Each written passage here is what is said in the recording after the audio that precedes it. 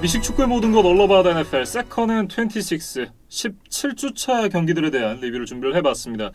일단 이제 정규 시즌이 마감이 됐는데 참 다행이다라는 생각이 들어요. 왜냐하면 사실 이제 코로나 바이러스가 창궐하는 이런 상황 속에서도 리그가 물론 이제 경기들이 이제 이 스케줄이 바뀌는 그런 경우들은 있긴 했지만 어쨌든 이 무사히 한 시즌을 치렀다는 것 자체가 정말 대단한 일이라는 생각이 듭니다.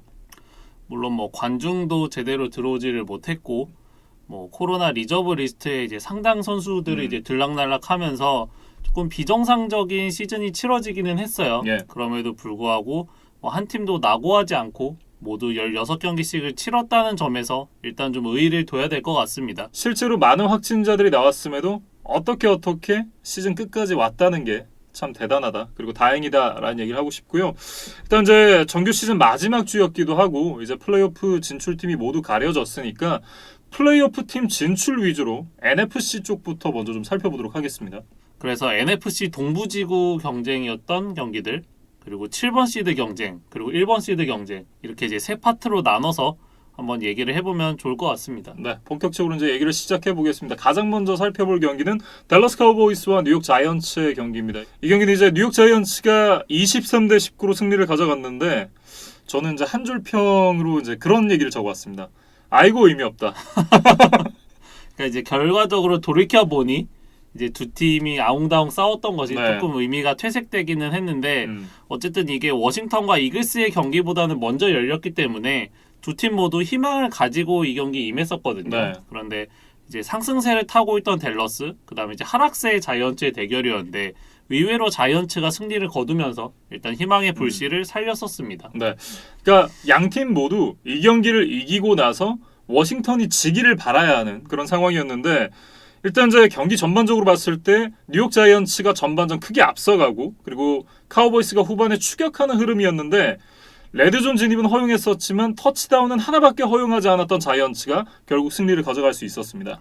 그러니까 이 마지막 댈러스의 드라이브만 좀 설명을 드리면 좋을 것 같아요. 그래서 4쿼터에 이제 4점 차로 뒤진 댈러스가 상대 진영 7야드 지점까지 전진하면서 역전을 눈앞에 뒀거든요. 네. 근데 이제 여기서 퍼스트 다운에서 레너드 윌리엄스에게 색을 당하면서 10야드를 물러났고 세컨 다운에서는 CD 램이 이제 완전히 와이드 오픈 상황에서 공을 드랍을 하고 말았어요. 네.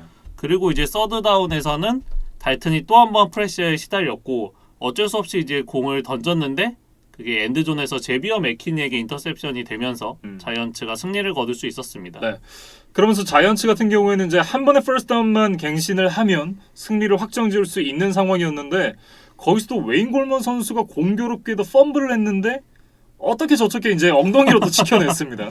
이것이 과거의 뉴욕 제츠의 버트 펌블과 비교되는 네. 뭐 버트 리커버리라고 해야 될까요?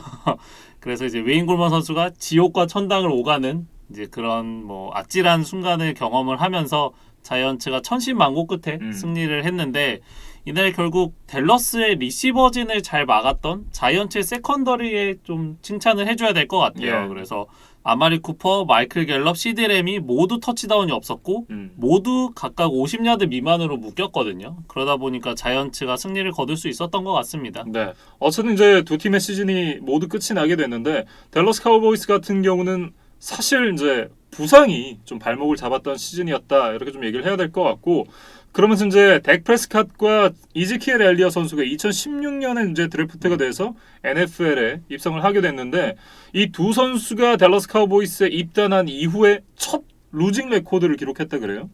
결국 닥 프레스캇이 시즌 초반에 이제 아웃이 됐기 때문에 댈러스가 뭐 좋은 성적을 내기는 좀 어려운 상황이었고 예. 반면에 자이언츠 같은 경우는 저희가 몇 주 전에 그 얘기를 했었잖아요. 팬들이 기대할 만한 연말 선물이 무엇이냐. 그 중에 하나가 댈러스전 7연패를 끊는 것이었는데 물론 플레이오프 진출에는 실패했지만 이 라이벌전 연패의 사슬을 끊었다는 점에서는 그래도 의의를 둬야 될 것 같습니다. 네. 어쨌든 뉴욕 자이언츠와 댈러스 카우보이스의 경기에서는 뉴욕 자이언츠가 승리를 가져갔고요. 이 승리를 가져간 이후에 이제 워싱턴 풋볼팀과 필라델피아 이글스의 경기에서 워싱턴이 지기를 기대를 하고 있었는데 사실 그런 일은 일어나지 않았습니다. 일단 이제 그 얘기로 넘어가 보죠. 워싱턴 풋볼팀과 이글스의 경기에서 20대 14로 워싱턴이 승리를 가져갔는데 일단 뭐 예상했던 대로 이글스가 워싱턴에게 이악 물고 졌던 경기였습니다. 사실 저는 이글스가 좀 최선을 다하지 않을까 기대를 했어요. 음. 왜냐하면 덕 피더슨 감독이 자신들의 홈구장에서 지구 라이벌이 우승을 확정짓고 기뻐하는 모습은 볼 수 없다. 이제 그런 언론 플레이들을 했기 때문에 예. 그래도 이글스가 뭐 제일런 허츠의 경험치 그리고 허츠에게 성공 경험을 쌓아줘야 되는 이제 그런 명분도 있고 뭐 끝까지 최선을 다한다는 의미에서 한번 승리를 노려보지 않을까 싶었는데 이게 4쿼터에 좀 이상한 결정을 하면서 이게 좀 경기가 좀 이상한 곳으로 흘러갔습니다. 예. 사실 이날 이제 제일런 허츠 선수가 물론 이제 달리면서 러싱 터치다운을 2개를 만들어내긴 했습니다만 패싱에서 그렇게 좋은 모습은 또 아니었었거든요. 이날 이제 제일런 허츠 선수가 3쿼터 포스다운 컨버전에서 고포릿을 실패를 합니다. 그러면서 이제 득점기에서 득점을 만들어내지 못했고 4쿼터에 쿼터백이 이제 네이트 서드펠드라는 선수로 교체가 됐는데 이 선수가 들어오자마자 인터셉션 그리고 그 다음 드라이브에서는 펌블까지 내주면서 그냥 경기가 터졌어요. 사실 이제 이날 제일런 허츠 선수의 퍼포먼스도 물론 러싱 터치다운이 2개가 있긴 했지만 사실 패싱이 그렇게 좋지 않았거든요. 그렇기 때문에 만약에 서드펠드가 들어와서 잘했더라면 이 정도까지 뭐 말이 나오진 않았을 텐데 결국 이 선수가 들어온 이후에 경기가 터졌기 때문에 이글스가 너무 이악 물고 지는 거 아닌가? 라는 그런 좀 얘기들이 나오기 시작했습니다. 저는 앞서 지적해 주셨던 3쿼터 후반에 포스다운 실패 요거에 대해서도 좀 얘기를 해보고 싶은데 이게 17대 14로 워싱턴이 근소한 우위를 가지고 있었고 예. 이글스가 이 고포를 대신에 안전하게 필드골을 시도를 했다면 동점이 되는 상황이었거든요. 만약에 이 이글스가 이번 경기를 승리를 하면 플레이오프에 올라가는 상황이었다. 만약에 그런 경기였다면 과연 덕 피더슨 감독이 고포릿을 했을까? 근데 저는 했을 거라고 봐요. 왜냐하면 덕 피더슨 감독의 어떤 최근의 스타일상 포스다운 컨버전을 굉장히 즐겨하는 감독이기도 하고 그리고 이제 슈퍼볼 52에서 한번 맛을 들리고 나서 그때는 이제 성공해서 슈퍼볼 우승도 했잖아요. 그러고 나서부터 덕 피더슨 감독이 포스다운 컨버전을 굉장히 좀 즐겨하기 시작했거든요. 그러니까 아마 현지 중계 자막에서도 나왔던 것 같은데 이글스가 가장 많은 포스다운 컨버전을 시도하는 팀이라고 또 예. 나오기도 했어요. 그래서 여기까지는 뭐 감독의 취향이다 이런 이제 부분으로 이해를 해줄 수 있는데 이제 두 번째로 얘기해 주셨던 서드펠드 기용은 물론 결과론적인 예. 이야기지만 좀 납득이 많이 되질 않습니다. 그래서 허츠를 비롯한 이글스 선수들도 이 결정에 대해서 좀 이해를 하지 못하고 좀 실망감을 드러냈다고 하더라고요. 예. 그러니까 그 부분에 대해서 이제 이 뭐 많은 얘기들이 나오고 있습니다. 그러니까 일단 팀 내부적으로도 제일런 허츠 선수가 이 입모양이 또 카메라에 잡혔어요. 아 이건 아니야 라고 얘기를 하는 게 이제 카메라에 잡히기도 했고 실제로 라커룸 안에서도 몇몇 선수들이 좀 불만을 표했다고 하죠. 뭐 어쨌든 이거는 저희가 확인할 수 있는 일들은 아니니까 이게 약간 일종의 썰로 넘겨두고 넘어가면 SNS에 여러 선수들이 이제 이 부분에 대해서 불만을 드러냈습니다. 특히 자이언츠의 선수들이 이거에 대해서 굉장히 불만을 많이 드러냈는데 뭐 데리어스 슬레이튼 같은 경우에는 트위터에 제일런 허츠는 왜 대체 안 뛰는 거냐 라는 이제 메시지를 남기기도 했고 이글스의 태클이죠. 레인 존슨 선수가 나도 경기에 뛰었으면 좋았을 텐데 라고 이제 트윗을 남기니까 골든 테이트가 다음번에 네가 쿼터백으로 뛰지 그래? 라고 이제 뼈있는 한마디를 또 던졌어요. 그리고 골든 테이트가 또 하나의 트윗을 남겼는데요. 내 생각에 이글스는 워싱턴보다 우리를 더 싫어하는 것 같다.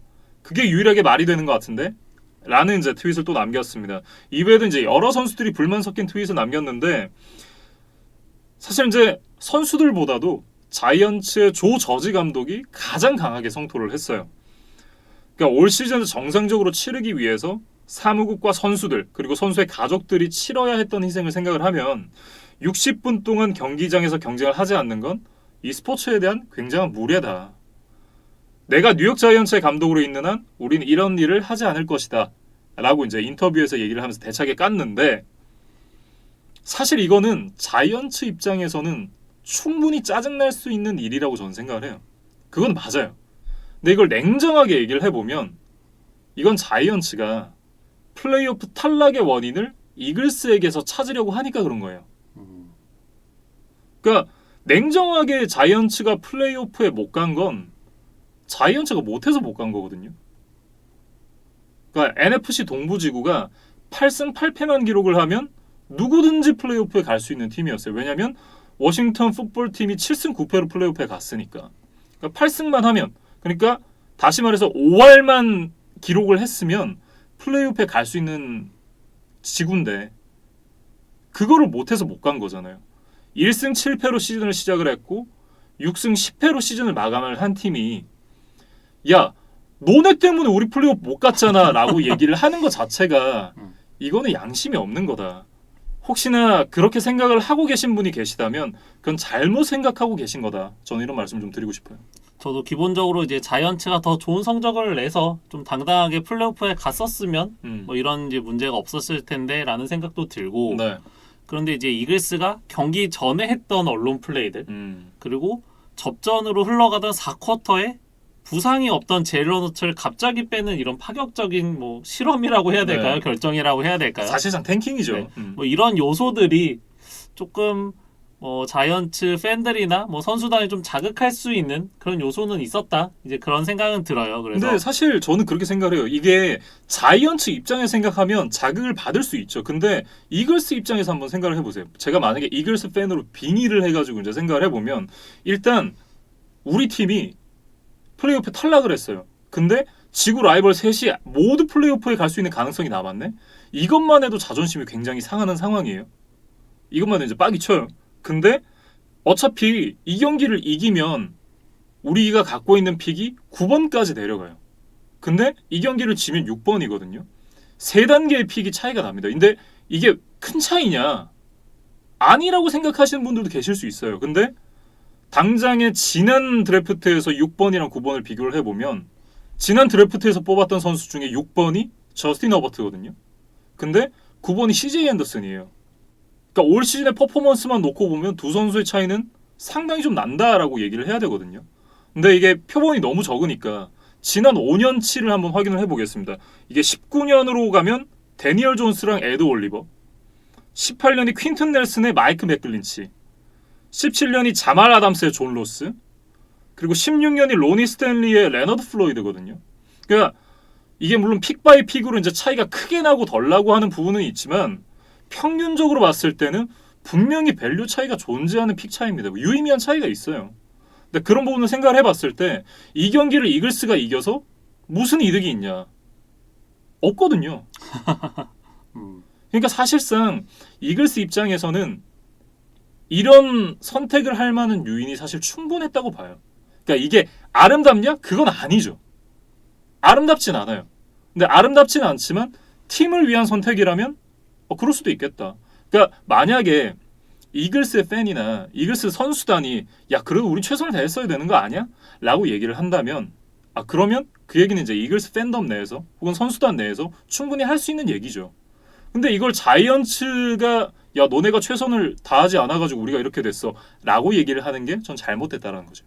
그러니까 자이언츠가 플레이오프에 진출하지 못한 게 당연히 화가 날 수 있어요. 속상하고 그래야 팬이죠. 팬인데 그런 마음이 안 드는 것도 이상하잖아요. 그런데 이 플레이오프 진출 못한 거에 대한 원인을 이글스에게서 찾으면 안 된다라는 거죠. 뭐 어쨌든 이제 이글스 시즌에 대해서 좀 정리를 네. 해보고 싶어요. 물론 뭐 이글스가 이번 경기 패배를 통해서 뭐 6번 픽을 얻기는 했습니다. 그런데 지금 내부적으로 쌓여 있는 문제들이 이제 만만치가 않아요. 뭐 일단 최근 계속해서 이어지고 있는 부상 악령을 어떻게 해결할 것이냐. 그리고 주전 쿼터백은 누구를 할 것이냐. 일단 카슨 웬츠가 이번 시즌 너무 부진했고 네. 제일런 허츠도 뭐 데뷔전에서는 아주 좋은 모습을 보였지만 또 이날 경기에서는 객관적으로 좋지 않았거든요. 예. 그래서 뭐 이 두 선수 모두 확실한 대안이라는 느낌을 주지는 못했기 때문에 뭐 쿼터백을 누구를 결정할 것이냐 네. 이런 문제들이 있고 또 디펜시브 코디네이터 짐 슈왈츠가 뭐 다음 시즌에 안식년을 갖고 뭐 그 이후에 은퇴를 할 수도 있다는 루머가 있습니다. 예. 그래서 이 디펜시브 코디네이터도 새로 찾아야 된다. 뭐 이런 이제 문제들이 쌓여 있는 이글스예요. 네. 그리고 이제 말씀해 주셨던 부분 중에 하나 좀 더 디테일하게 들어가자면 ESPN발 대형 뉴스가 경기 끝나고 나왔습니다. 카슨 웬츠와 덕 피더슨 감독의 관계가 돌이킬 수 없이 망가졌고 이번 오프시즌에 웬츠가 트레이드를 요구할 것이다. 뭐 이런 뉴스가 나왔는데 일단 이 얘기에 대해서 덕 피더슨 감독이 자신은 웬츠와 좋은 관계 프로페셔널한 관계를 유지를 하고 있다라고 이제 밝혔는데 그럼 웬치 얘기도 들어봐야죠. 그리고 혹시나 이번 경기를 통해서 덕 피더슨 감독과 젤런 허츠의 관계도 좀 틀어지지 않을까? 그런 좀 우려가 들어요. 예. 이제 물론 허츠가 아직 뭐 NFL 커리어가 길지 않은 선수이기 때문에 뭐 대놓고 뭐 불만을 드러내거나 항명을 하는 것이 쉽지 않은 위치기는 하지만 어쨌든 허츠 입장에서는 좀 기분 나쁜 시즌 마무리가 됐거든요. 예. 그래서 물론 드래프트 픽을 높은 순번에 갖는 뭐 그런 이제 눈에 보이는 이득도 얻기는 했지만 선수단 내부에서 덕 피더슨 감독이 자신의 영향력을 잃은 것은 분명히 보이지 않는 손실이다. 그런 지적은 좀 하고 싶습니다. 네, 이제 워싱턴 얘기로 좀 넘어가 보겠습니다. 어쨌든 풋볼팀이 승리를 거뒀고 NFC 동부지구 우승을 차지하면서 4번 시드로 플레이오프 진출을 하게 됐습니다. 역대 5번째 루징 팀의 플레이오프 진출이라고 하는데 1982년 파업 때 브라운스와 라이언스가 각각 4승 5패로 플레이오프에 진출했던 걸 제외하고 나면 세 번째라 그래요.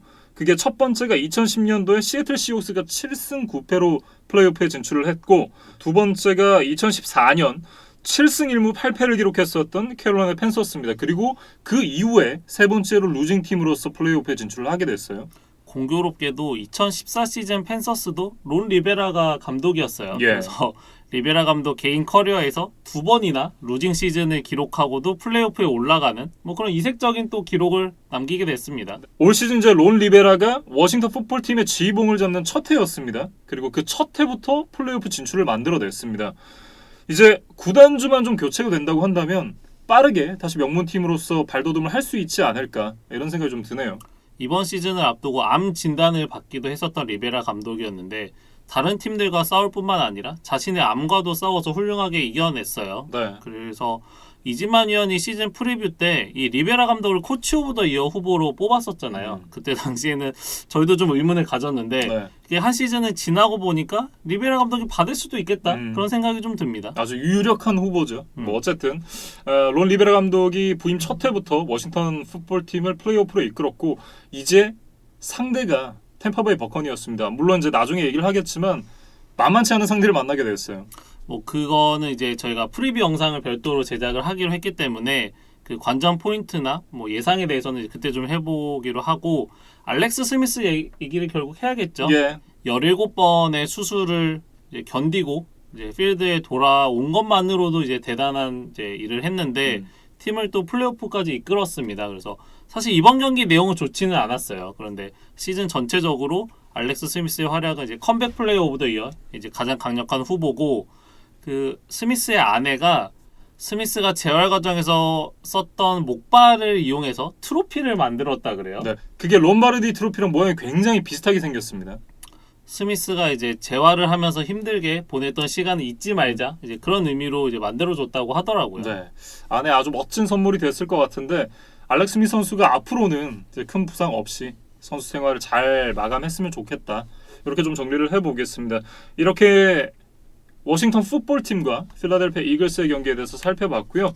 다음은 와일드카드 경쟁에 대해서 좀 살펴보도록 하겠습니다. 먼저 애리조나 카디널스와 LA 램스의 경기부터 얘기를 해보겠는데요. 18대 7로 램스가 승리를 가져갔습니다. 양팀 쿼터백 모두 문제가 있었고 그게 더 뼈아팠던 쪽은 애리조나 카디널스였다. 이렇게 좀 정리를 했습니다. 제러드 고프의 엄지손가락 부상이 이제 빠르게 회복되질 못하면서 램스는 시작부터 백업 쿼터백 이제 존 월포드를 기용을 할 수밖에 없었고 네. 애리조나는 뭐 컨디션이 100%는 아닌 것처럼 보였던 카일러 머리를 일단은 기용을 했는데 첫 번째 드라이브부터 색을 당하는 과정에서 머리가 부상을 당하면서 이제 예기치 않게 이 스트레이블러라는 백업 선수를 기용할 수밖에 없었어요. 네. 그리고 지난 경기 마지막 플레이에서 어쨌든 이제 부상이 있었던 카일러 머리 선수였잖아요. 그것 때문에 이제 뭐 출장을 하는가 안 하는가에 대한 이제 얘기들도 있었었는데 결국 출장을 감행했지만 그게 좀 악수가 되고 말았다. 이렇게 좀 봐야겠습니다. 그래서 왜 월포드가 스트레이블러보다 잘했을까? 뭐 이유에 대해서 몇 가지 좀 생각을 해봤는데 네. 일단 고프는 일찌감치 결장이 확정됐기 때문에 램스는 월포드를 중심으로 어떤 게임 플랜을 짤지에 대해서 고민할 시간이 있었다. 예. 일단 그런 생각이 들고 양 팀의 수비만 놓고 보면 램스가 훨씬 강하기 때문에 이 백업 쿼터백 대결에서 이제 그들을 제압하는 데 램스가 더 유리했다. 이런 생각이 들어요. 그리고 세 번째는 월포드는 모빌리티가 있는 유형의 쿼터백이기 때문에 패스가 잘 되지 않았을 때 플랜 B가 있는 선수다. 이제 아마 이런 요소들이 램스에게 조금 더 유리하게 작용했던 것 같습니다. 네, 거기다가 저는 그런 생각을 좀 해봤어요. 그러니까 플레이메이커가 얼마나 있느냐. 그러니까 쿼터백이 양 팀 다 없었기 때문에 쿼터백을 제외하고 나서 나머지 플레이메이커들이 있느냐를 좀 살펴봤는데 사실상 카디널스는 이날 유일한 플레이메이커였던 디안드레 홉킨스 선수가 10개의 패스 중에 4개의 캐치 35야드로 묶였습니다. 특히 제일런 램지가 이제 75%를 커버리지를 했다 그래요. 근데 그 상황에서는 7번의 타겟이었는데 2개의 캐치 28야드였거든요. 그러니까 사실상 지난 맞대결에 이어서 이번 맞대결에서도 이 제일런 램지에게 완전히 홉킨스가 막히고 말았던 것이 큰 패배 요인이었다. 이런 생각을 좀 해봤습니다. 35야드라는 것도 홉킨스에게는 참 수치스러운 네. 기록인데 이거를 세부적으로 뜯어보면 사실상 승부가 결정이 난 마지막 드라이브에서 28야드를 잡았거든요. 예. 그러니까 승부에 좀 유의미한 시간들에서는 겨우 7야드밖에 잡지를 못했다는 결론에 이르게 돼요. 예. 그러니까 사실상 이제 셧아웃에 가까운 그런 승부였다라고 봐야 될 것 같고 그렇기 때문에 이제 게임 체인저 역할을 해줄 수 있는 플레이메이커가 더 이상 없었던 카디널스가 경기를 뒤집기에는 역부족이었다. 이렇게 좀 봐야 될 것 같습니다. 그리고 월포드 이야기를 좀 해보면 예. 커리어 첫 패스를 인터셉션으로 이제 허용을 하면서 좀 불안감을 노출을 했어요. 그런데 세 번째 드라이브에서 13야드 러싱을 통해서 퍼스트 다운을 만들어냈거든요. 그러니까 여기서 좀 긴장이 풀리고 자신감을 이제 찾기 시작했던 것이 아닌가 네. 그런 생각이 들고 그 이후에는 터치다운 패스는 없기는 했지만 어쨌든 231 패싱 야드와 56 러싱 야드를 기록을 하면서 경기 전체적으로 38분이나 공격권을 소유를 했거든요. 네. 그래서 팀 승리의 기틀을 마련했다. 이제 그런 정도로 얘기를 하고 싶고 이제 수비에서 아까 얘기해 주신 제일런 램지 외에도 코너백 트로이 힐이 84야드 픽식스를 만들어냈던 게 이제 결정적이었다는 생각입니다. 네. 결국 이 경기에서 승리를 가져가면서 램스가 6번 시드 자리를 지켜냈고 카디널스는 경기에서 지면서 플레이오프에서 아쉽게 탈락을 하고 말았습니다. 사실 시즌 막판에 카일러 머리 선수의 부상이 아니었더라면 하는 아쉬움이 남는 그런 한 시즌이 될 것 같습니다. 카디널스의 한 시즌 스케줄 그다음에 승패표를 좀 살펴보니까 저는 그 생각이 들었어요. 시즌 초반에 라이언스 팬서스에게 연패를 했는데 이게 참 뼈아팠다. 이 둘 중에 한 경기만 잡았어도 이 17주 차를 앞두고 뭐 넉넉하게 이제 와일드카드 자리를 확보할 수 있었을 텐데 이렇게 이제 약팀들을 상대로 이길 수 있을 때 이기지 못했던 것이 이렇게 시즌 막판에는 좀 결정적으로 작용을 한다. 네. 그런 얘기를 좀 드리고 싶고 결국 이번 시즌도 천적 램스에게 수입을 당하고 말았습니다. 예. 그래서 내년에도 카디널스가 플레이오프 진출을 노리는데 가장 큰 걸림돌은 바로 이 램스전 두 경기가 되지 않을까 싶어요. 네, 내년에 더욱더 준비를 잘해서 카일러 머리 선수가 좋은 모습을 보여주길 기대를 해보겠습니다. 그리고 이제 마지막으로 레리 피츠제럴드 선수에 대한 얘기를 하고 이 경기에 대해 정리를 해보도록 하죠. 사실 피츠제럴드가 이날 부상으로 출전을 하질 못했어요. 그런데 일단은 카디널스가 시즌이 끝나게 됐으니까 다시 한번 피츠제럴드의 은퇴 이야기가 나올 것 같아요. 예. 그래서 아직 선수 본인은 뭐 명확한 입장을 내놓지는 않은 것으로 보입니다. 그래서 피츠제럴드가 이대로 그냥 선수 생활을 마감하게 될지 아니면 1년 더 뛰면서 카디널스의 플레이오프 진출에 좀 힘을 보탤 수 있을지 한번 지켜봐야 될 것 같아요. 네, 아직 뭐 오프 시즌이 이제 시작됐으니까 고민할 시간은 많이 남았습니다. 뭐 선수가 어떤 결정을 할지도 한번 지켜봐야 될 것 같고 이대로 은퇴하기는 좀 아쉽잖아요. 네, 내년에도 볼 수 있었으면 좋겠다. 이렇게 좀 정리를 해보겠습니다. 이렇게 애리조나 카디널스와 LA 램스의 경기까지 살펴봤습니다. 다음은 그린베이 패커스와 시카고 베어스의 경기에 대해서 얘기를 해보도록 하죠. 35대 16으로 패커스가 승리를 가져갔는데 MVP다. 제가 지난번에도 한번 말씀을 드린 적이 있었지만 올 시즌 MVP는 애런 로저스다. 저는 이런 생각이 들었습니다.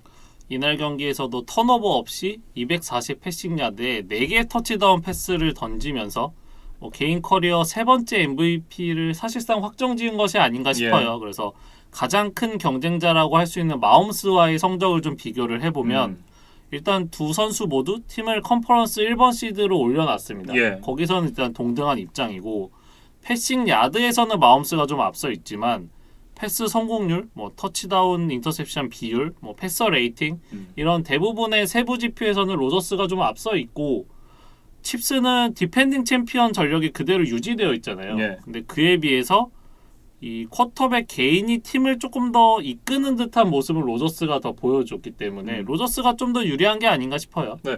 어쨌든 지난 시즌은 사실 이제 에런 로저 선수가 조금 부진하다라는 얘기를 들었던 시즌이었잖아요. 물론 이제 플레이오프에 진출했고 이번 시드로 진출을 하긴 했었지만, 근데 올 시즌의 에런 로저스는 저희가 그런 얘기 많이 하잖아요.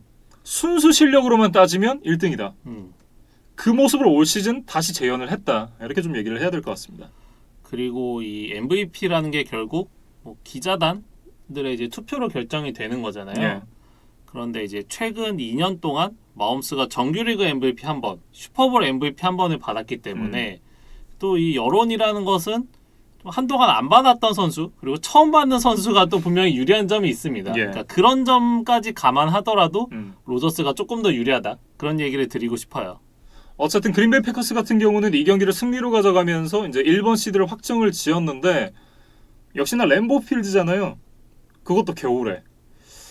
어떤 팀이 됐든 그린베이 패커스를 상대하게 되는 팀은 상당히 좀 버거운 경기를 해야 되는 그런 입장에 놓이게 됐습니다. 그러니까 2주 동안 푹 쉬고 1월에 램보필드라고 쓰고 지옥이라고 읽는 그곳으로 이제 초대장을 날릴 준비를 이제 마쳤습니다. 예.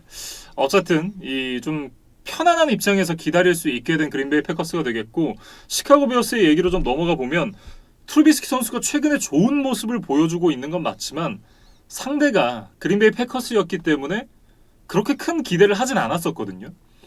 물론 이제 결과는 그린베이 패커스의 대승이긴 하지만 이 경기가 그래도 3쿼터까지는 굉장히 좀 팽팽하게 흘러갔습니다. 그러니까 위험한 패스를 최대한 자제하고 거의 러싱 공격을 하는 느낌으로 예. 3야드, 4야드씩만 나아가자라는 이제 목표를 가지고 확률 높은 패스로 이제 시간을 태우는 작전을 선택을 했어요. 그런데 그게 굉장히 잘 먹히면서 3쿼터까지는 이제 원 포지션 이내에 팽팽한 접전으로 흘러갔거든요. 네.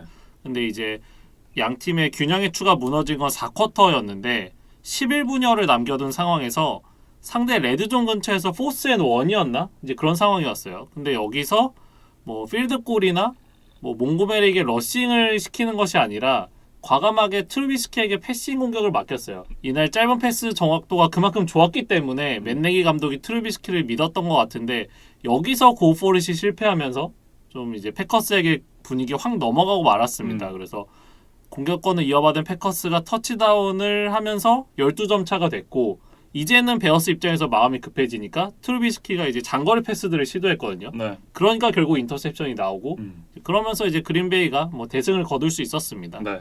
뭐 어쨌든 베어스가 이 경기에서 패배를 하긴 했지만 앞서 이제 카디널스가 패배를 했기 때문에 7번 시드로 플레이오프에 진출을 할 수 있게 됐습니다. 그래서 베어스에서의 미래가 좀 불투명해 보였던 맨 네기 감독 그리고 미첼 트루비스키가 일단은 이제 기사회생을 했습니다. 네. 사실상 이제 바뀐 플레이오프 제도의 가장 큰 수혜자다. 이렇게 좀 볼 수 있겠죠. 그래서 2년 전에 코디 파키의 이제 필드골 미스로 이제 눈물을 삼켰던 베어스였는데 2년 만에 플레이오프 복귀를 했거든요. 예. 그래서 세인츠를 상대로 어떤 모습을 보일지 그건 이제 잠시 후에 또 이야기를 해보겠습니다. 네. 그리고 앞서 저희가 패커스에 대한 얘기를 할 때 말씀드리지 않았던 얘기가 하나 있는데 그 얘기를 하면서 이 경기에 대한 리뷰를 마무리를 짓도록 하겠습니다. 일단 이제 에런 로저스 선수가 저희가 순수 실력 갑이다라는 이제 말씀을 드렸었는데 그런데 이 선수가 플레이오프에서 슈퍼볼까지 도달한 게 단 한 번밖에 없었습니다. 로저스가 한 번 우승을 했는데 네. 딱 그 2010 시즌만 슈퍼볼 진출을 했었고 그 이후로는 슈퍼볼 무대를 밟지를 못했거든요. 예. 그런데 10년 만에 슈퍼볼에 복귀할 수 있는 가장 좋은 기회를 맞았다. 그런 이야기로 좀 정리를 해보겠습니다. 네, 이렇게 이제 그린베이 패커스와 시카고 베어스의 경기까지 얘기를 나눠봤습니다. 다음은 시애틀 시옥스와 샌프란시스코 49어rs입니다. 26대 23으로 시옥스가 승리를 가져간 경기였는데 러셀 윌슨의 4쿼터 본능이 또 한 번 꿈틀했던 경기였다. 이렇게 좀 정리를 해봤습니다. 또 한 번의 4쿼터 역전승을 기록을 하게 됐는데 올 시즌 3번째, 통산 24번째 4쿼터 컴백승이었어요. 시애틀이 3쿼터까지는 참 고전을 했는데 4쿼터에만 3개의 터치다운 드라이브를 만들어내면서 역전승을 거뒀거든요. 예. 그런데 이제 아쉽게도 그린베이와 뉴올리언스가 모두 승리를 거두면서 시애틀이 3번 시드로 이제 머무르고 말았습니다. 네. 일단 러셀 윌슨에게는 최고의 조력자가 두 명이 있죠. 타일러 러켓 그리고 이제 DK 메카프인데 두 선수 모두 다 이 경기에서 이제 대단한 기록을 세웠습니다. 일단 타일러 로켓 먼저 얘기를 해보면 이날 90야드 리시빙과 함께 2개의 터치다운을 기록을 했는데 이 두 번째 터치다운이 이 타일러 러켓 선수의 올 시즌 100번째 캐치였습니다. 그리고 이 100번째 캐치가 프랜차이즈 단일 시즌 캐치 신기록이라고 해요. 저희가 이번 시즌 메칼프 얘기를 많이 하면서 상대적으로 로켓에 대한 이야기를 많이 하지는 않았던 것 예. 같아요. 그럼에도 불구하고 한 시즌을 치른 후 기록을 보니까 세 자릿수의 캐치, 그다음에 1000 리시빙 야드를 넘겼고 두 자릿수 터치다운까지 만들어냈거든요. 예. 그러면서 기록은 이제 아주 예쁘게 뽑혔다. 뭐 그런 이야기를 좀 해야 될 것 같습니다. 네. 그리고 이제 DK 메카프 선수도 새로운 기록을 썼는데 이번 시즌 리시빙 야드가 1303야드입니다. 그러면서 시애틀 시옥스의 단일 시즌 리시빙 야드 신기록을 또 경신을 하게 됐습니다. 사실 이번 경기에서는 21야드밖에 잡아내질 못하면서 이제 부진한 모습이기는 했습니다. 네. 그래도 한 시즌 워낙 좋은 모습을 보여줬기 때문에 이런 이제 의미 있는 기록을 만들어낸 것 같아요. 네. 결국 이제 시애틀 시옥스에게는 두 가지 고민거리가 있다라고 얘기를 할 수 있을 것 같은데 일단 이제 첫 번째가 러싱입니다. 시애틀이 좋은 러닝백을 많이 보유하기로 유명한 팀인데 이게 하나하나 뜯어보면 좀 온전한 선수가 없어요. 예. 그래서 얘기를 간단하게 해보면 라샤드 페니는 긴 부상에서 돌아온 지 얼마 안 됐기 때문에 플레이오프라는 큰 무대에서 실질적인 게임 플랜에 많이 넣기가 좀 어려운 상황이다. 네. 그리고 칼로스 하이드 같은 경우는 이번 경기도 또 결장을 했거든요. 그래서 전체적으로 컨디션이 좀 들쭉날쭉한 모습이고 결국 크리스 카슨에게 많은 부담을 지워야 하는 상황인데 카슨도 지난 시즌만큼의 파괴력 있는 모습은 없거든요. 그러다 보니까 시애틀이 좀 고민이 될 것 같아요. 네. 거기다 이제 자말 아담스 선수가 이날 경기에서 이제 어깨 부상을 입었다고 해요. 사실 기존에도 부상을 안고 있었던 아담스였는데 추가적으로 부상이 이제 더해졌습니다. 예. 그래서 물론 1번 시드를 노려야 하는 입장이기는 했지만 이번 경기에서 휴식을 좀 줬으면 어땠을까? 뭐 이런 생각이 좀 들어요. 예. 뭐 어쨌든 시애틀 시옥스가 3번 시드로 이제 올라가게 됐고 나이너스 얘기를 좀 해보면 일단 나이너스가 시즌 후반기에 이제 산타클라라 쪽이 봉쇄가 되면서 홈구장을 쓰지 못했습니다. 그러면서 스테이트팜 스타디움 그러니까 애리조나 카디널스 홈구장을 계속해서 홈 경기를 치르게 됐는데 어쨌든 이 불편한 동거가 끝이 났습니다. 한 달 넘게 애리조나 구장 근처의 호텔에서 숙소 생활을 했었다 그래요. 예. 그래서 라이너스가 뭐 부상자도 많았고 참 힘든 시즌이었는데 일단 조지 키틀이 마지막 두 경기에서 돌아온 것은 반갑기는 했지만 결국 가로폴로는 끝까지 돌아오지를 않았거든요. 예. 그래서 셰넌 감독이 과연 내년에 어떤 선수를 주전 쿼터백으로 쓸 것이냐 이거에 대해서 관심이 많은데 현지에서는 매튜 스태포드를 트레이드로 영입하면 어떻겠느냐 뭐 이런 이제 기사가 있었습니다. 예. 그래서 새로운 단장과 감독을 영입하면서 이제 새로운 이제 리빌딩을 해야 되는 라이언스 입장과 그다음에 이제 지금 좋은 로스터를 가지고 있기 때문에 달려야 하는 나이너스 이해관계가 맞는다면 뭐 스태포드가 이제 나이너스로 옮길 수도 있다 이런 시나리오죠. 네. 그래서 그 기사에 따르면 구체적인 대가까지 이제 한번 예상을 해봤어요. 내년 2라운드 픽, 4라운드 픽, 그리고 내후년 3라운드 픽 이렇게 세 장이면 어떻겠느냐라는 이제 기사가 있었는데 김민준 아나운서는 이 정도의 대가 어떻게 생각하세요? 전 비싸다고 봐요. 어, 왜냐면 이게 세 장의 이틀째 픽인 거잖아요. 그렇죠. 이거는 대가가 너무 크다. 왜냐면 매튜 스태포드가 저랑 동갑이거든요.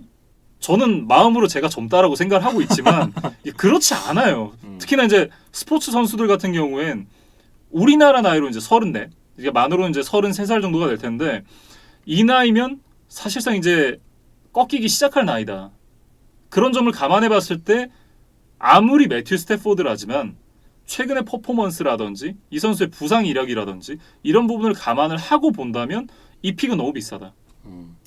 사실 우승을 할 수만 있다면 한 번이라도 할 수 있다는 담보만 있다면 네.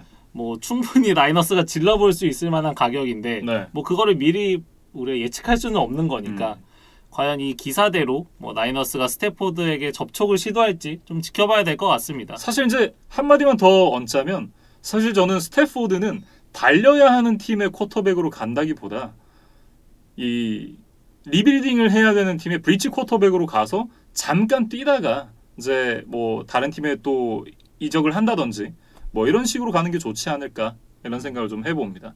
뭐 어쨌든 나이너스가 내년에 어떤 플랜을 갖고 움직이게 될지도 한번 지켜봐야 될 것 같습니다. 이렇게 이제 시애틀 시옥스와 샌프란시스코 49ers 경기까지 얘기를 해봤고요. 다음은 뉴올리언스 세인츠와 캐롤라이나 팬서스의 경기에 대해서 얘기를 이어가 보도록 하겠습니다. 33대7로 세인츠가 승리를 가져갔는데 부태식이 돌아왔구나. 드류 브리스 선수가 복귀한 이후에 계속해서 좀 부진한 경기력이었는데 이날은 브리스다운 경기력을 보여줬습니다. 마이클 토마스가 부상자 명단에 있었고 또 이번 경기를 앞두고 엘빈 카마라, 라테비어스 머리 등을 포함한 모든 러닝백 자원들이 이제 코로나 이슈 때문에 이날 경기 나올 수가 없었어요. 예. 그렇다 보니까 브리스를 도와줄 수 있는 스킬 플레이어가 거의 전무하다시피 했는데 그럼에도 불구하고 팀을 이제 대승으로 이끌었다. 이거는 이제 분명히 칭찬을 해줘야 될 것 같습니다. 네. 어쨌든 이제 플레이오프를 앞두고 이런 경기력을 보여줬다는 게 더욱더 반가운 소식이 될 것 같고 그리고 이날 또 한 가지 관전 포인트가 지난 시즌 뉴올리언스 세인츠의 주전 쿼터백과 백업 쿼터백 간의 맞대결이기도 했어요. 그러니까 지난 시즌 주전이었던 브리스가 201야드 3개 터치다운을 기록하는 동안 지난 시즌 백업이었던 브리지워터는 176야드에 2개 인터셉션을 기록을 했거든요. 이게 너와 나의 차이다 라는 걸 확실히 보여줬던 브리스였습니다. 그래서 앞서 모든 러닝백들이 나오질 못했다고 이제 얘기를 드렸는데 션 페이튼 감독이 그래서 리시버 타이 몽고메리를 이번 경기 한정 임시 러닝백으로 활용을 했습니다. 예. 그런데 몽고메리가 무려 100야드를 넘게 전진을 해줬어요. 그래서 NFL 리그에 있는 많은 주전 러닝백들이 좀 뜨끔할 만한 활약을 해줬다. 저는 좀 그렇게 얘기를 하고 싶고 네. 결국 수비진이 이날 대승의 이제 가장 뭐 1등 공신이었는데 무려 10개의 패스 굴절과 5개의 인터셉션을 만들어내면서 펜서스를 완전히 제압을 했어요. 네. 어쨌든 펜서스를 상대로 달성한 기록이니까 뭐 그렇게까지 큰 의미가 있는 기록이냐? 그건 아니라는 생각이 들지만 어쨌든 좋은 퍼포먼스였다. 이렇게 얘기를 좀 해야 될 것 같고 이날은 이제 임매뉴얼 샌더스 선수의 이 세레머니가 굉장히 좀 재밌었습니다. 사실 점수차도 벌어져 있었고 뭐 필드 중앙에서 이제 벌어진 샌더스의 리시빙이었는데 갑자기 되게 좋아하더라고요. 네. 그래서 갑자기 이게 무슨 일이지 했는데 이제 내막을 알고 보니까 이날 8번째 캐치를 해내면서 시즌 60번째 캐치에 성공을 했는데 네. 그러면 50만 달러의 보너스를 받는 이제 그런 옵션 계약이 있었다 그래요. 그래서 이 샌더스가 이 옵션을 달성한 후에 이제 그 기쁨을 만끽했던 이제 그런 세레머니였는데 브리스를 포함한 팀 동료들이 많이 도와줬다고 합니다. 예. 그래서 샌더스가 이 코로나 프로토콜을 어기지 않는 선에서 동료들에게 좀 한턱을 쏴야 될 것 같아요. 한턱 쏘는 것보다 그냥 선물하고 땡을 치는 게 좋지 않나. 어차피 플레이오프 경기가 많이 남았잖아요. 그렇기 때문에 식사 이런 거보다는 그냥 선물이 좋다. 저는 그런 생각이 좀 들고 어쨌든 뉴올리언스가 이날 승리를 가져가면서 한 시즌에 이제 지구 라이벌들과 총 6경기를 하게 되잖아요. 근데 창단 이후에 이 6경기를 모두 승리로 가져간 게 처음이라 그래요. 그리고 NFC 남부지구가 생긴 이후에는 첫 번째로 세인츠가 이 일을 해냈다고 합니다. 예. 그리고 이제 더 중요한 경기들을 앞두고 있는 상황에서 마지막으로 좀 화력 점검을 할 수 있는 그런 경기가 아니었나 이렇게 좀 정리를 할 수 있을 것 같습니다.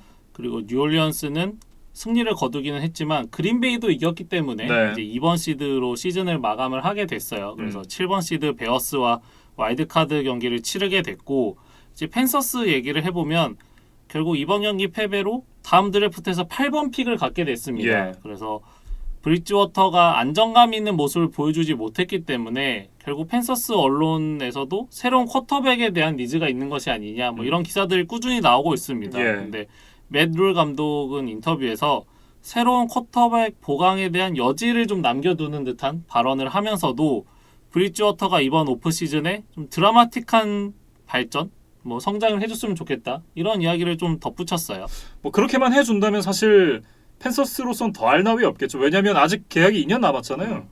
근데 그런 부분을 생각을 해봤을 때 이 선수가 스텝업을 좀 해줘야 되는 것도 맞고 그리고 올 시즌 펜서스의 가장 뼈아팠던 부분을 좀 꼽아보자면 이 크리스찬 맥카프리 선수가 돌아온다 얘기만 하고 결국 안 돌아왔잖아요. 그 부분이 가장 뼈아프지 않았나 이런 생각이 좀 듭니다. 결국 하망차사가 되고 말았던 이제 맥카프리인데 물론 이번 시즌에는 일찌감치 플레이오프 레이스에서 탈락을 했기 때문에 뭐 맥카프리의 결장이 길어진 것이 조금 묻히기는 했어요. 근데 이제 혹여나 걱정되는 것은 맥카프리가 앞으로의 커리어에 올해의 부상이 좀 악영향을 끼치지 않을까 이제 그런 걱정이 좀 드는 상황입니다. 네. 과연 내년에 건강한 모습으로 다시 원래대로의 퍼포먼스를 보여줄 수 있을지 한번 기대를 해봐야 될 것 같습니다. 이렇게 이제 세인츠와 팬서스의 경기까지 얘기를 해봤고요. 다음은 펠컨스와 벅스의 경기로 넘어가 보도록 하겠습니다.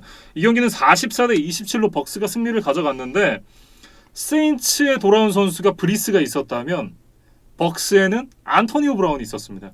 이날 138야드에 2개의 터치다운을 기록을 하면서 출장 정지에서 풀린 이후에 처음으로 100플러스 야드와 함께 멀티 터치다운을 기록을 했습니다.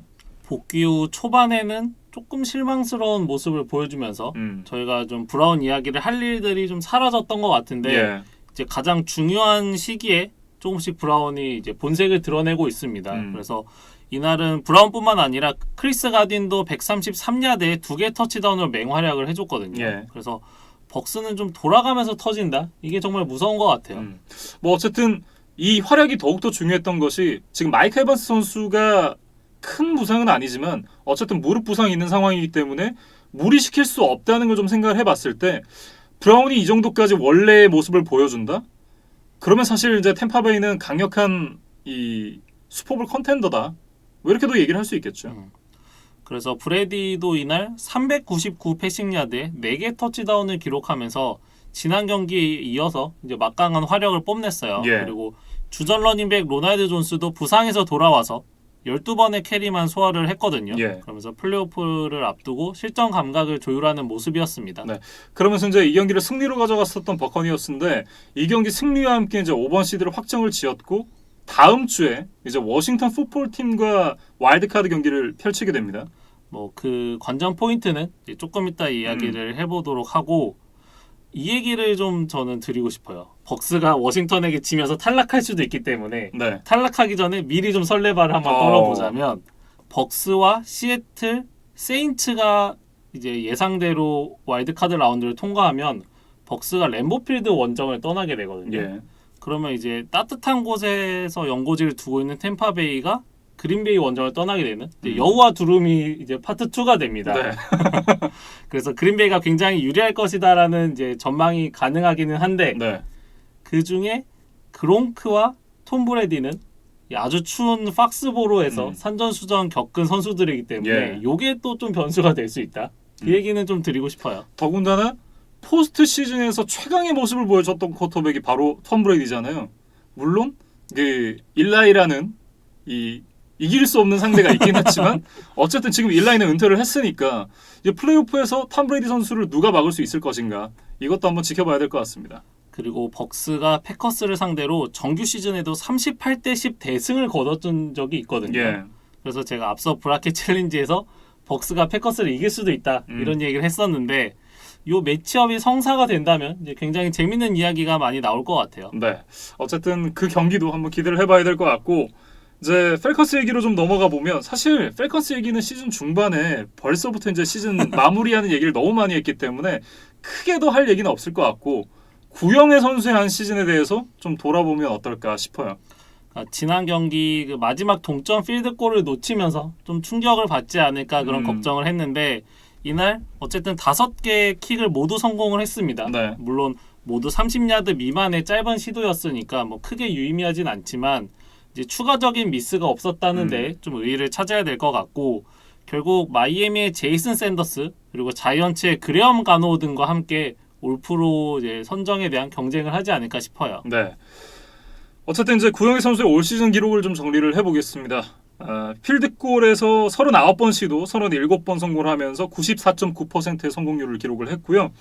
엑스트라 포인트에서는 36번 시도 33번의 성공으로 91.7%의 성공률을 기록을 했습니다. 오히려 더 먼 거리에서 찬 필드골의 성공률이 더 높았습니다. 그리고 50야드 필드골 시도에서 8번 중에 8번이었나요? 예. 100% 성공률을 기록을 했고 또 구영애 선수는 한 가지 더 이야기를 해야죠. 1주차에 온사이드 킥 성공이 또 있었습니다. 뭐 어쨌든 구영애 선수가 굉장히 좋은 한 시즌을 보냈고 올 시즌의 최다 필드골 성공 기록을 또 남기게 됐어요. 물론 프로볼에 선정된 것도 정말 이제 구영애 선수 커리어에 이제 길이 남을 이제 좋은 기록이지만 내친 김에 이제 올프로까지 한번 돼봤으면 좋겠다. 그런 개인적인 바람을 전해보겠습니다. 네, 이렇게 이제 애틀랜타 펠컨스와 템파베이 버커니어스의 경기까지 얘기를 해봤습니다. 그리고 이제 NFC 쪽에 마지막으로 남은 경기가 하나 있죠. 미네소타 바이킹스와 디트로이트 라이언스의 경기인데 물론 이제 두 팀은 모두 플레이오프를 탈락했으니까 경기 내적인 부분보다는 좀 이슈 관련해서 좀 살펴보고 마무리를 짓겠습니다. 일단 경기 자체는 미네소타가 37대 35로 이제 승리를 거뒀고 바이킹스에서는 이제 한 두 가지 정도 이야기를 해야 될 것 같아요. 예. 일단 신인 리시버 저스틴 제퍼슨이 이날 133 리시빙 야드를 기록을 하면서 1,400야드로 이제 시즌을 마쳤거든요. 예. 그러면서 랜디 모스를 뛰어넘는 바이킹스 프랜차이즈 사상 한 시즌 최다 리시빙 야드를 이제 기록한 선수가 됐습니다. 네, 물론 이제 그때 당시에 랜디 모스의 어떤 아성을 뛰어넘는다? 이렇게 보는 건 좀 아니라는 생각이 들고 어쨌든 이 패싱 헤비 스킴으로 바뀐 시대에서 새롭게 기록을 세우게 됐다. 이 정도로 좀 받아들이면 어떨까 싶네요. 그리고 아직 이제 1년차 선수니까 더 무궁무진한 가능성이 남아 있다고 봐야겠죠. 예. 그리고 이제 델빈 쿡 얘기를 좀 해야 될 것 같은데 이날 경기를 앞두고 이제 델빈 쿡 선수의 아버지가 돌아가시는 그런 일이 생기면서 델빈 쿡 선수는 이날 경기에 출장을 하지 않았습니다.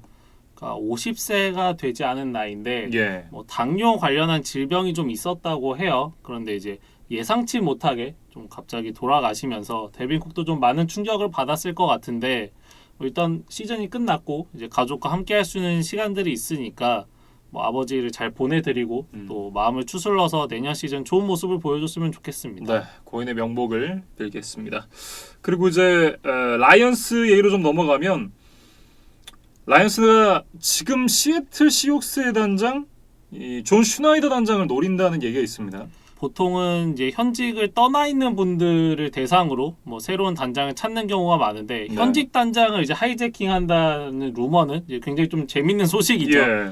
그리고 이제 슈나이더가 시애틀에서 일정 부분 성공 가도를 달리고 있는 것도 맞기 때문에 과연 데려올 수 있을까? 뭐 이런 의문을 제기하실 수도 있는데 이제 라이언스가 비비고 들어갈 수 있는 빈틈이 몇 가지 있어요. 예. 그거에 대해서 좀 설명을 드리면 일단 슈나이더가 NFL 단장 중에서 그렇게 많은 연봉을 받고 있지는 않다고 합니다. 그래서 더 많은 돈을 제시해서 좀 데려올 수 있는 빈틈이 있고 또 시애틀에는 피트 캐롤 감독이 있잖아요. 예. 그러다 보니까 인사권에서 결국 피트 캐롤 감독에게 최종적인 권한이 있는 부분이 또 있다고 하더라고요. 그래서 만약에 라이언스가 뭐 전권을 주는 조건 네. 이런 것들을 좀 제시한다면 슈나이더가 좀 흔들릴 수도 있다. 뭐 이런 기사들이 나오고 있는 것 같습니다. 네. 어쨌든 라이언스로 가는 건 굉장히 좀 신중해야 될 필요가 있지 않나 하는 생각이 드는데 왜냐하면 라이언스의 현재까지의 모습만 놓고 봤을 때 일단 구단주가 전폭적인 지지를 해주지 않고 있고 지갑도 크게 열지 않아요.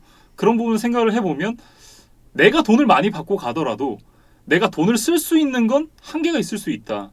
이 부분을 좀 잘 생각을 해봐야 되지 않을까 싶습니다. 일정 부분 리스크가 있는 선택이라고 봐야겠죠. 네. 만약에 라이언스로 가서 라이언스를 시애틀에 버금가는 팀으로 만들 수만 있다면 정말 NFL 역사에 남는 영웅이 될 수도 있고 이제 라이언스에 가서 뭐 실패를 한다면 이제 또 쉽게 잊혀질 수도 있거든요. 예. 그래서 슈나이더가 뭐 어떤 결정을 하게 될지 한번 지켜봐야 될 것 같습니다. 네. 이렇게 바이킹스와 라이언스까지 NFC 16개 팀들에 대한 얘기를 모두 맞춰봤습니다. 이제 플레이오프에 대한 얘기를 좀 해야겠죠? NFC 와일드카드 라운드 3경기가 이제 준비가 돼 있는데 저희가 뭐 관전 포인트나 뭐 두 팀의 재미있는 역사 이야기 이런 것들에 대해서 좀 준비를 했습니다. 네, 이제 NFC 와일드카드 프리뷰로 이어가도록 하겠습니다.